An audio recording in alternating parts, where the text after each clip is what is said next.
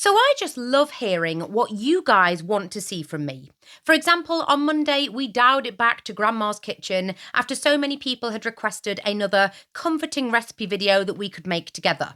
And today's video is by direct request from one of my subscribers, Gemma. And Gemma's email really piqued my interest, and it kind of fed in to a concept that I've already spoken about before a little bit, which is the importance of the soundtrack to our home. The feeling our home fosters is so incredibly important if we're going to use it as a kind of refuge against the outside world. I mean, I've already said many times before, slow living in itself isn't as much a place as it is a practice. And it's not about escapism. It's about creating a sanctuary. And I think one of the ways that we can do that is by the soundtrack of our home, because that generates moods and memories, and it's in my mind it's incredibly important. What you see, hear and enjoy in your home and what you choose to partake in and give your time to is so incredibly impactful on our entire state of mind. Which leads me on to Gemma's email. Now, I'm not going to share all of it because some of it was really personal and I'm so honoured that she shared it, but I am going to summarise what she said because I think the points that she makes are something that we can all relate to. I have a video idea suggestion. I would love to see you make a video where you talk about TV shows and films that bring you joy. What would our grandmothers want to watch? Gemma then explains something that I very much empathise with, that she tends to watch things that generate self-improvement and learning, which is fantastic, but she kindly says that my content reminds her that she doesn't relax enough and just find things that bring her joy. She very sweetly says that my content is still something that she learns from and doesn't watch mindlessly, but that I am more a morning motivation sort of channel and comfort rather than evening winding down and zoning out. And I completely get what Gemma is driving at here. She's trying to find balance, because I often say that we should minimise our screen consumption. But let's be fair, we are going to enjoy screen time. You know, we're not all out here stopping ourselves from watching all TV shows or all films or all YouTube channels. At least I certainly hope not. As humans, we are always going to yearn for something that we can escape to for a short while, and something that we can gently learn from and feel inspired and motivated by, rather than mindlessly zoning out, consuming content that doesn't do us any good. And I don't even mean being productive. I just mean content that doesn't do us any good for our overall mood. Gemma points out that today's TV is often intense and violent and sometimes downright daft. And she has noticed this growing theme of TV shows displaying a kind of horror story of the life we don't want. There's a lot of dystopian or apocalyptic shows out there, and sometimes they're not the best thing to wind down with, and they don't motivate us as much as they terrify us. And finally, Gemma expresses that she feels a bit out the loop and very much overwhelmed by simply too much choice. There is too much choice these days. There's a subscription for everything. You could have Disney Plus, you could have Amazon Prime, you could have Sky, you could have Netflix. And on all of these streaming services, there are literally thousands upon thousands of TV shows and films and documentaries that you could watch. But the fact that there's so much choice, I mean, there's that old kind of joke, isn't there, that when you sit down with your partner or a date to watch Netflix, you spend half the time just scrolling through, not knowing what to pick, than you do actually enjoying something. And it's very true. I feel it as well. I feel overwhelmed, so much so that I don't really watch television anymore. And I have a Netflix subscription, but it's very rare that I even use it, and half the time I do think about cancelling it entirely. So today, I'm going to sort that, and I'm going to give you my recommendations on things that you can sink your teeth into or just gently enjoy in the background. And like I said, this isn't about increasing our screen consumption. It's about replacing the screen consumption that we're already indulging in with something that overall will give us a warmer, fuzzier, healthier feeling. Emotional well-being, that's what we're prioritising today, and also shows that feel frozen in time. Because for me, my brain works kind of weird, but I think, or I like to think that when I watch shows that are either from another era or feel like they're from another era, my anxiety is actually lessened because I remember that my modern day worries simply didn't exist when this show did, or the topic of this show did. It didn't exist. So it almost feels like it puts it into perspective.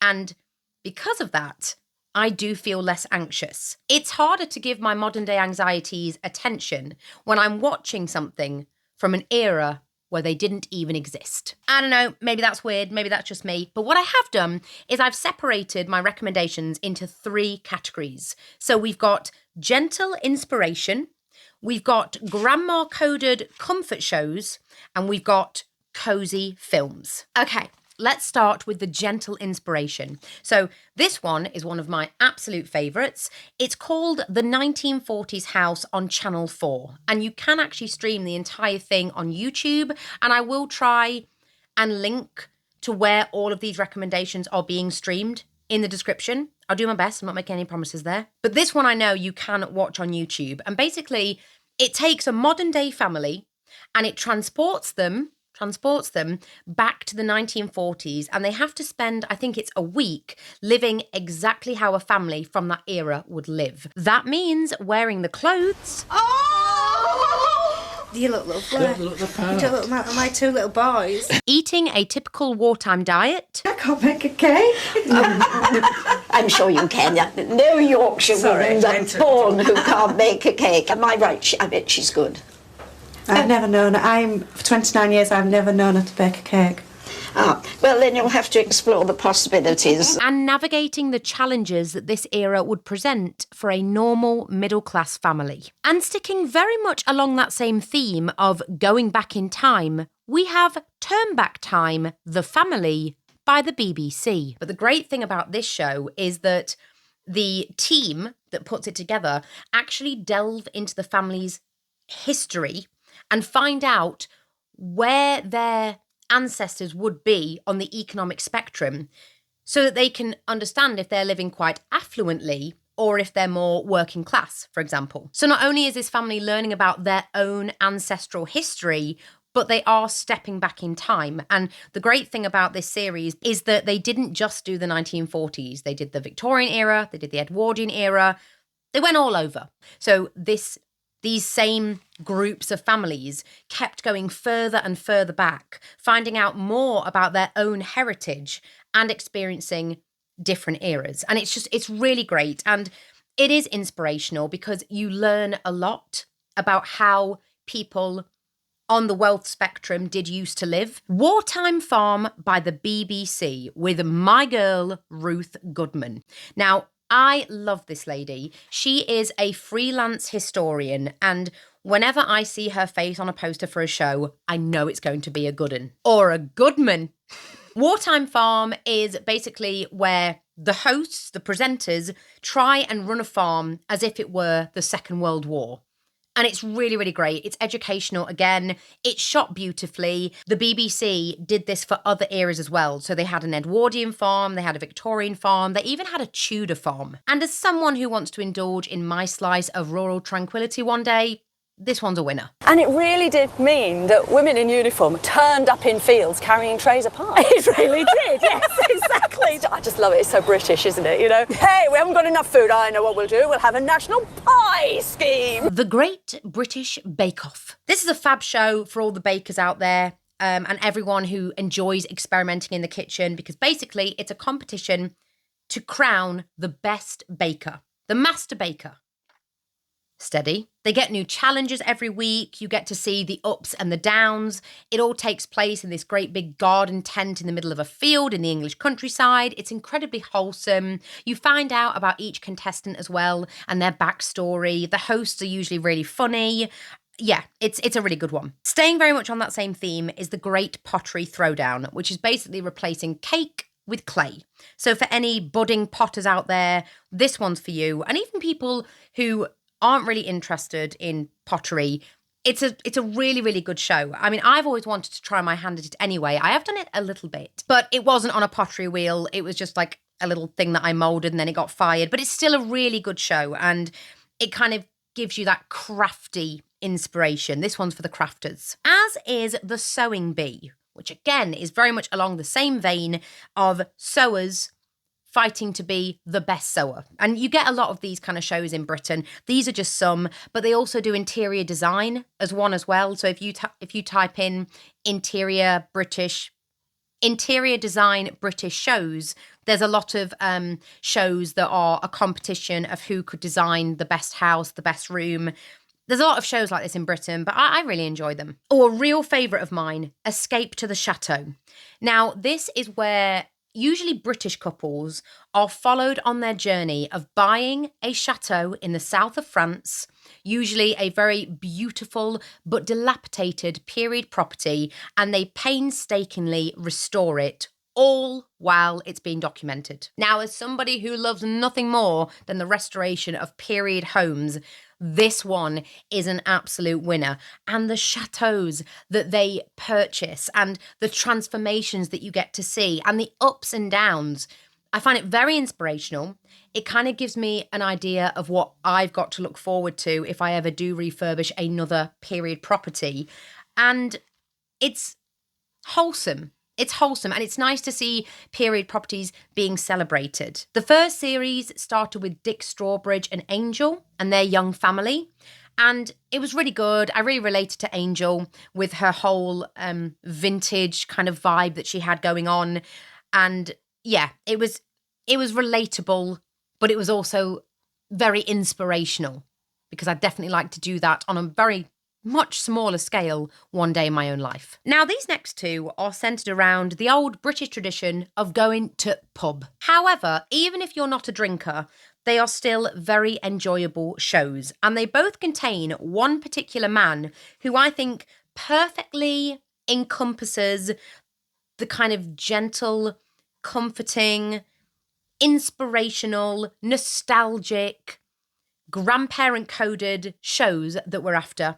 And that is a Mr. James May. Seriously, if you've ever seen James May's YouTube channel, it's a beautiful mix of him making nostalgic recipes. Like, one video was dedicated to him making a spam sandwich, putting Airfix models together, or usually something to do with steam trains. So obviously me and Jack like it a lot. And these two shows, the first one being Oz and James Drink to Britain, and then Perfect Pub Walks with Alistair Armstrong, are basically a couple of blokes walking through the English countryside, finding that perfect pint, but along the way, they talk about their lives, and it gets very nostalgic and beautiful and philosophical, and they talk about the innocent pleasures that they find. I think in one episode of Perfect Pub Walks with Alistair Armstrong, James gets to fire a steam engine, and just seeing his unbridled joy doing that, it's very, very wholesome. So even if you're not someone that drinks alcohol, the setting of these shows and what they discuss, I think they could mean a lot to anyone. I think they're relatable. They feel normal, and I like them for that. And then for the sentimental saps out there like myself, we have The Repair Shop by the BBC, which is a workshop filled with craftspeople who lovingly bring back to life pieces of family history or memories, whether that be a grandfather clock or a teddy bear that's seen better days. It's basically a hospital, but for nostalgic items, and I seriously love it. And then a YouTube channel that I recently discovered, because obviously YouTube is now a growing network in itself, and many people believe that it is overtaking television, The Suburban Homestead. Now, this wonderful gentleman I recently found when I was trying to get garden inspiration, and I saw an amazing video where he showed us the transformation of his cottage garden, and it is absolutely incredible. He is such an expert gardener. So for the gardeners out there, he is really one to watch. And then he did another video where he transformed one of his gardening sheds into a Studio Ghibli, I never know which one it is, Studio Ghibli paradise. And I was so for it. To me, it kind of had a sort of canal boat, carnival, whimsical, Studio Ghibli feel. And it was great. And his narration is very calming. He did an office transformation as well. And I was nodding furiously along with all of the choices he made, which is quite rare for me because I usually disagree when people change period homes, but he does it so beautifully. It's calming, it's wholesome, and I really enjoy it. Okay, on to the grandma-coded comfort shows. So the first three are all set in and around the 1940s, of course, and we're starting with All Creatures Great and Small. Now, I've only ever seen the modern version of this show, but I know there was an older one, and to be honest, I'll probably watch both. And it's about a young veterinarian named James who moves from Glasgow into a small Yorkshire village and looks after loads of lovely animals. Like I remember in one of the early episodes, obviously you've got your cats, your dogs, your sheep, your cows, but I also saw a little pigeon, which really warmed my heart. And the show itself is, oh, it's so cozy. And I absolutely adore Mrs. Hall. She is just such an energy. And I just think she's great. Mrs. Hall is one of my favourite characters. She reminds me very much of my own mum, who kind of, holds me accountable. And you find Mrs. Hall does that. She's the Jiminy Cricket of the show. She has that moral compass that everybody respects. She's just a great character. Dad's Army is a fantastic little watch. Basically, there is a group of men who are all over the age of military service and they form a home guard. It's a very charming, funny show, something I think you'll really enjoy. And that is, whereas All Creatures Great and Small is, I guess you'd say, a drama, Dad's Army is more of a sitcom, and there's more of those to come as well. Good Night, Sweetheart, with the wonderful Nicholas Lyndhurst. Now, this is where a normal guy from, I think, somewhere in the 1990s goes back in time accidentally to the 1940s. And then he meets a girl, and the story unfolds. And it's just, I think these are all available on YouTube. Correct me if I'm wrong. Again, I guess it's more like a drama, but it's very comforting to watch and it's interesting. Yeah, one to watch. Sticking with the theme of the wonderful Nicholas Lyndhurst, we have Only Fools and Horses. Now, I adore this show, this sitcom. And it is a sitcom because you've got canned laughter throughout. And the great thing about it is there is so many episodes, so many seasons, but it doesn't get boring, that you can have it on in the background for many, many months, probably, depending how busy you are, and it will keep you company every single time. And it's basically about two brothers, Del Boy and Rodney, who live in a East London flat in Peckham, and they have an aim to be millionaires. And one of Del Boy's famous lines is, "This time next year, we'll be millionaires." And it's basically both of them trying to work out life, trying to make a success of themselves and all the trials and tribulations that they face. But to say that it's so funny and the characters are so beautifully written, it had me crying more than a couple of times. It's got a very be careful what you wish for sort of theme. And it really reminds you as a show to enjoy the journey and not just the destination. And there's a real sincerity to watching these two men just give life a try and fail over and over and over again. But each time they fail so well. And it's just really encouraging. It's really encouraging that they don't work it out in their 20s. They don't work it out in their 30s even. I don't think, not Del Boy anyway. And it's a great show. I absolutely love it. And it's very, very funny. And alongside Nicholas Lyndhurst, we had David Jason, who played Del Boy. And David Jason, the actor, is also in a lovely little sitcom called Open All Hours, which is set in a corner shop. And I thought that should make it on the list because, again, it's just a great older show. Now, I've not seen it all properly, but this one my mum put on the list. She said it's very good. So there you go. One of my personal favourites. I've talked about this one many a time. Fawlty Towers. Now, what you've got to remember with all of the shows that are slightly older is there are certain moments in these shows where the humour might shock you. They're very of their time. And there are some moments in Fawlty Towers that you could argue haven't aged well. But as a show as a whole, oh my goodness, I love it so much. I love it so much. It is so clever and hilarious. And seeing poor Basil Fawlty, again, just trying to work out life and make his hotel a success and something that only the affluent go to. It's just brilliant. And also, we have to say, rest in peace to Prunella Scales, who sadly passed away on the 27th of October this year. So we only recently lost this absolute British icon. I love Prunella Scales. I do believe that her son stars in the modern version of All Creatures Great and Small. Wait a minute, who does he play? Yes, I thought so. So Mr. Selfridge in All Creatures Great and Small is actually Prunella Scales' son. So he's carrying that baton that his mother so beautifully carried for so long. And I think his dad, Timothy West, is also a distinguished actor. Oh, we've lost some legends this October, I tell you, because the next sitcom on my list is Keeping Up Appearances with the incredible Patricia Routledge, who sadly passed away on the 3rd of October this year. But Keeping Up Appearances is brilliant. Hyacinth Bouquet is my spirit animal. And again, it's her trying to live this overly affluent lifestyle that she doesn't really live. And she kind of lives in a mock Tudor bungalow with her husband, who's always kind of exacerbated by her antics. It's charming. It's lovely. Yeah, it's one for the list. Now, these next three, I have never seen.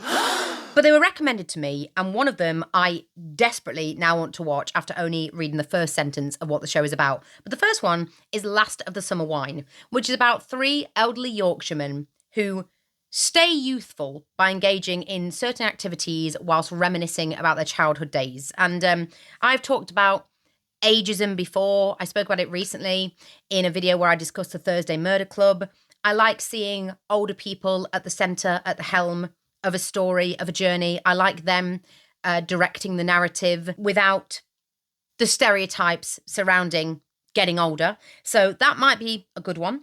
The next one along that theme again is The Golden Girls. And this is a group of older women.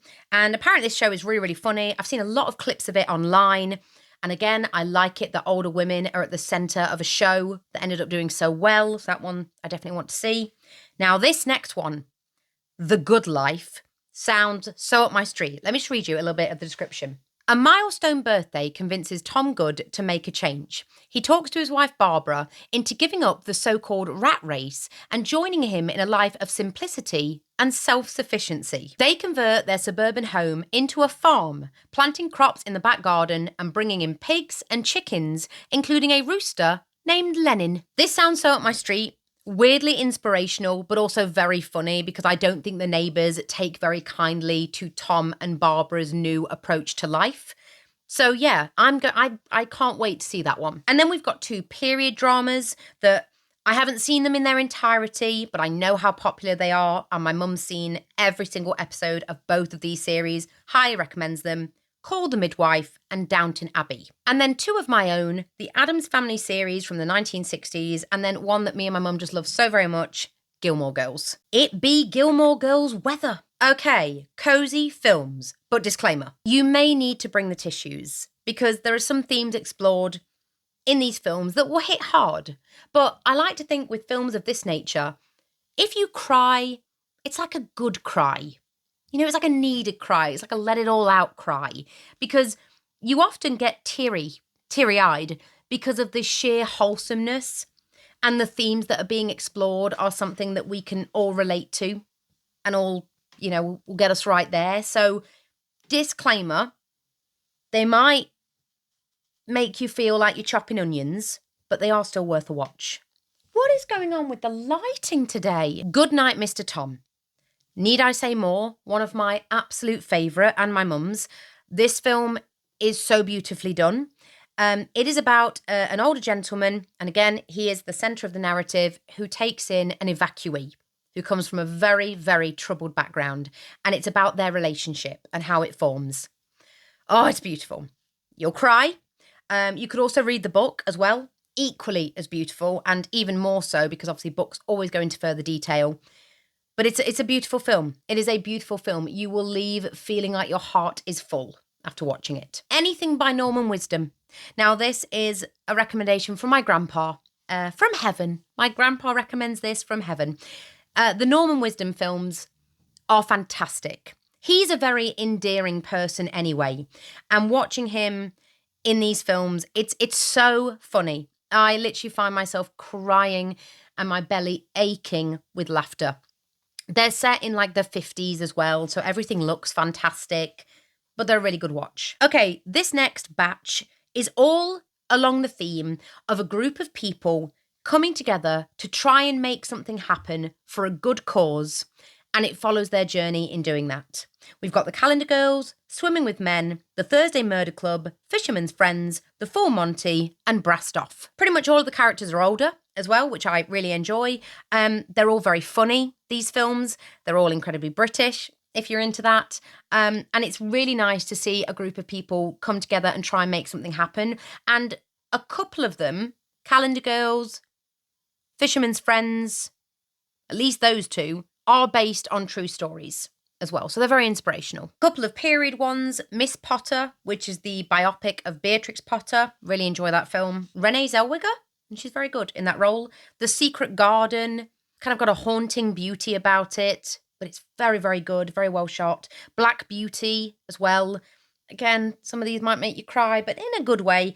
And then we have some feel-good films, I would say, which is The Borrowers, pretty much any version, because there's a version from the 60s or 70s that I really enjoy, and there's also a version from the 90s or early 2000s that's very good with Jim Broadbent in it. Great for kids, really, really fun. This was my mum's recommendation. Planes, Trains and Automobiles, because how can we not give a moment for Mr. John Candy? And Practical Magic. I know we've just seen out spooky season, but Practical Magic is a great film that kind of promotes sisterly love and whimsy and midnight margaritas. And finally, some animated films. Anything from the Studio Ghibli universe. Studio Ghibli universe. Oh my goodness. These films have a very special place in my heart. I'm literally looking at a Studio Ghibli snow globe. And up there, I have No Face staring at me from between the leaves of my plants from Spirited Away. I have a lot of love for these films. The scores, the animations, the story itself, they will whisk you away into another world, and they're very calming to watch. But they're also exciting, they're interesting. Wallace and Gromit, of course, or anything by Aardman. Chicken Run is another great one. And these films are incredibly comforting, and they're a bit zany. Great for kids, absolutely fantastic for kids and the whole family, really, because there's a lot of adult jokes in there that the parents will appreciate, and lots for the kids as well. And it's all done by claymation, which, it's in this day and age, I love that. And finally, you definitely need to bring the tissues here. Ethel and Ernest, or anything inspired by Raymond Briggs. But Ethel and Ernest is a full-length motion picture, and it's beautiful. Over there, I have my Ethel and Ernest poster. I have the book as well. I've read the book. I don't know what it was about, this film, because all it does is follow an incredibly ordinary couple during their marriage. But my goodness me, it's kind of like finding beauty and magic in the ordinary. And you really do in that film. So there you have it. They are my recommendations for you at home. Things that you can enjoy in a gentle and comforting kind of way, while still being able to learn, feel inspired, feel motivated, but not in a harmful way, and not in a way that you didn't ask for. Because this is the thing with the nature of scrolling endlessly. You never know what is going to pop onto your feed. And I don't think it's nice to not have much control over what we consume.